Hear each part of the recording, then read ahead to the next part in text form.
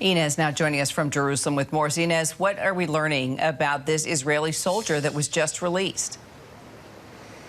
So her name is Ori Megiddi. She was being detained by Hamas. She was one of the more than 239 hostages being detained, a military hostage, of course. And we understand the IDF went in and rescued her as part of their ground operations. We know she's undergone medical treatment. She is in good condition and has been reunited with her family. We're waiting for more details on that. And we are expecting the Prime Minister actually to give a press conference here any moment now. So we're hoping for more details regarding her condition, regarding other hostages conditions, but certainly some hopeful news there. I think, obviously lots of concerns, lots of anxiety for these hostages as the IDF expands its ground operation, and the fact that they're able to get to this one soldier and secure her release is certainly promising news.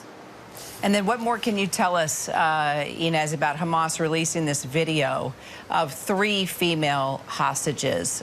What do you know about them and this video?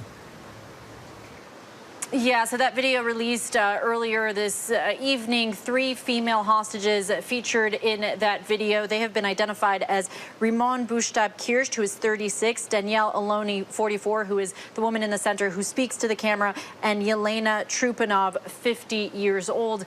In the video, we see Danielle directly addressing the Prime Minister Benjamin Netanyahu, blaming him for the October 7th attacks and calling on him to do more, to do everything he can to bring the hostages home. By the end of the video, she is yelling at the camera, so clearly anger, frustration there. The Prime Minister responding to that video and in a statement saying this is psychological propaganda. That's in line with other statements we've heard from the Israeli government when it comes to the hostages, calling it propaganda and psychological warfare, saying that they embrace these hostages and reiterating that they are doing everything they can to bring the hostages home. And of course, this comes as there have been growing calls for the government to do more here to try and secure these people's freedom. We know that Israeli officials have been meeting with some of the hostages' families over the weekend. The Prime Minister, the President, the Defense Minister, all meeting with some of the families. We were at just outside the President's house last night in Jerusalem, where he was meeting with some of the hostages' families. And today we attended an exhibition in the heart of Jerusalem,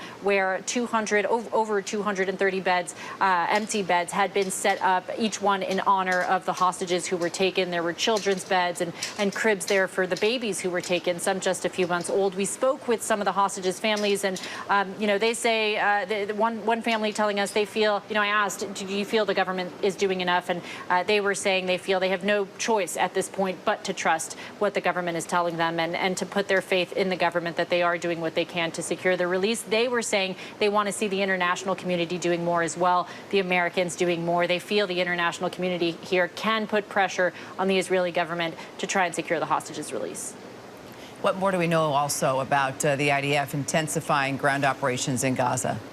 Yeah, so phase 2 underway. The IDF continuing to expand its ground operations in Gaza, continuing to strike Gaza relentlessly as well. This is some of the heaviest shelling we have seen to date, striking over 600 targets overnight. And the IDF saying they did take out 4 top Hamas militants overnight. But this is very much, like you say, phase 2 of this operation. Phase 1 being attacking Gaza by land, by sea, by air. Phase 2 being this expanded ground operation. Lots of concerns for civilians now in the south who report that they are experiencing shelling. The IDF saying they are concentrating their shelling on the north, but civilians we've been speaking to in the south also saying that they are, dealing with shelling and terrified by what's happening. So this is very much, like you say, phase 2 and this expanded ground operation continuing. All right, Ines, thank you so much. Hi, everyone. George Stephanopoulos here. Thanks for checking out the ABC News YouTube channel. If you'd like to get more videos, show highlights, and watch live event coverage, click on the right over here to subscribe to our channel. And don't forget to download the ABC News app for breaking news alerts. Thanks for watching.